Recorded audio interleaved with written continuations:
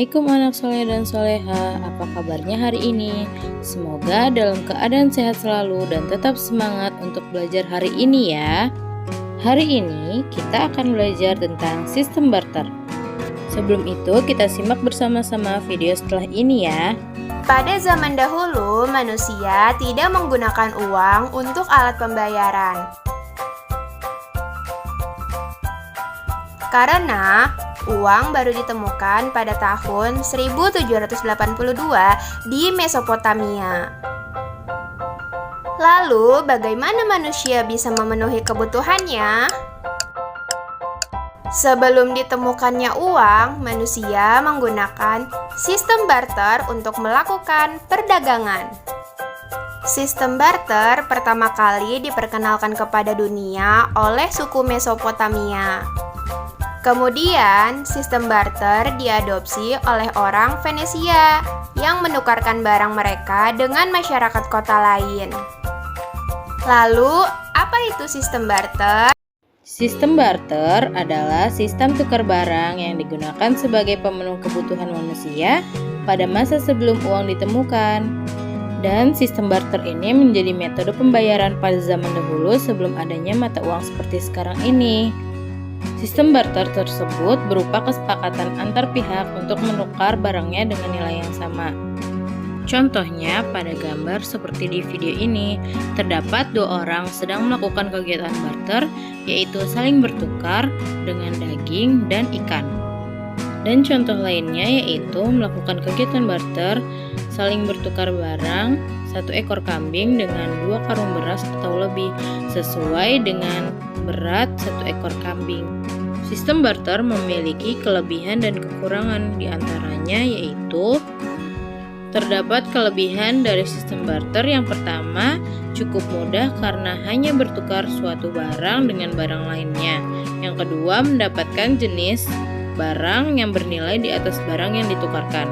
Yang ketiga, adanya keinginan yang sama atau keinginan saling bertukar barang. Dan yang terakhir, ada barang dapat ditukar berdasarkan kesepakatan. Selanjutnya yaitu kelemahan barter. Yang pertama, sulit mendapatkan orang yang bertukar dengan barang yang dibutuhkan. Yang kedua, sulit memperoleh barang yang memiliki nilai pertukaran yang seimbang atau hampir sama nilainya. Yang ketiga, sulit menemukan orang yang sama-sama ingin bertukar barang yang saling dibutuhkan. Yang keempat, tidak ada nilai ukur yang pasti. Yang kelima, hanya dapat dilakukan dalam skala kecil. Yang keenam, membutuhkan waktu untuk mencapai kesepakatan. Selanjutnya ada jenis-jenis barter. Yang pertama ada barter alih, yang kedua ada barter langsung, dan yang terakhir ada barter imbal beli. Barter alih adalah sistem pertukaran antara dua pihak yang dialihkan. Contohnya yaitu ketika pedagang menukarkan buah ke penjual ayam, tetapi ternyata penjual ayam tersebut telah memiliki stok buah yang banyak. Yang kedua yaitu barter langsung. Barter langsung yaitu dilakukan ketika penukaran barang terjadi secara langsung atas dasar kesepakatan. Contohnya yaitu baju ditukar dengan celana. Dan masih banyak contoh lainnya. Jenis barter yang ketiga yaitu barter imbal beli. Barter imbal beli yaitu dilakukan dengan cara membeli sekaligus menukar suatu barang atau jasa. Contohnya, ketika seseorang membeli tanah namun butuh tenaga orang tersebut untuk menggarap atau mengurus tanahnya. Dan ini adalah salah satu negara ASEAN yang masih ditemukan sistem barter, yaitu adalah negara Indonesia. Terdapat di Pasar Terapung, Lok Baitan, Kalimantan Selatan. Yang kedua terdapat di Pasar Mambuni-Buni di daerah Papua Barat. Dan yang terakhir ada Pasar Warloka terdapat di Pulau Flores di daerah Nusa Tenggara Timur.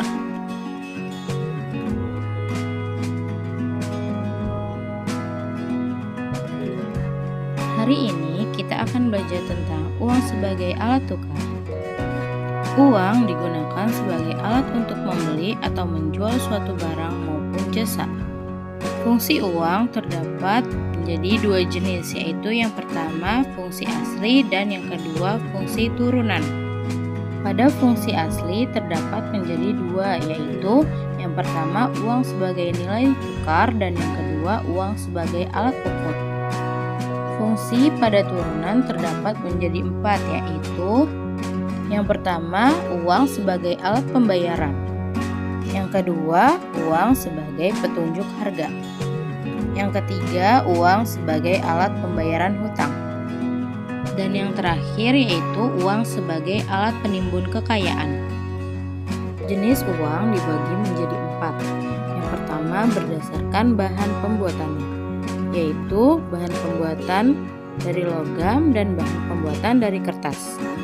Yang kedua yaitu berdasarkan nilai, dibagi menjadi 2. Yang pertama bernilai penuh atau full body money, di mana uang yang nilai intrinsiknya sama dengan nilai nominalnya. Contohnya pada uang 500 logam bernilai sama dengan nominalnya.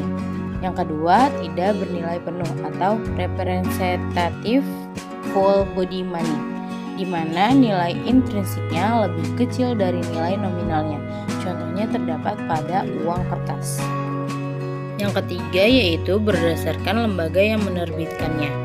Terdapat menjadi 2, yaitu yang pertama uang kartal.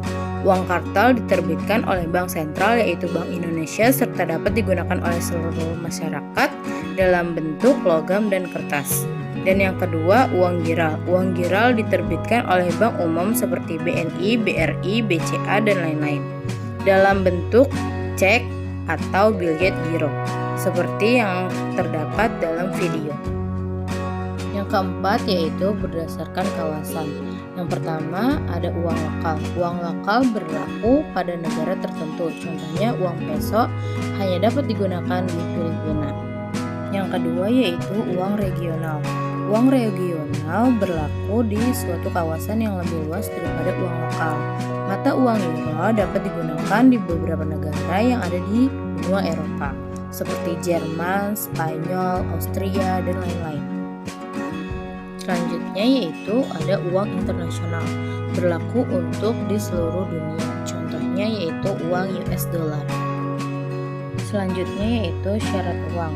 Terdapat 7 syarat. Yang pertama, diterima secara langsung, yaitu kegunaannya harus diterima sebagai alat tukar, penimbun kekayaan, atau pembayaran hutang. Selanjutnya yang kedua, adanya jaminan, yaitu harus dijamin oleh pemerintah sehingga penggunaannya untuk berbagai keperluan dapat dipercaya oleh masyarakat.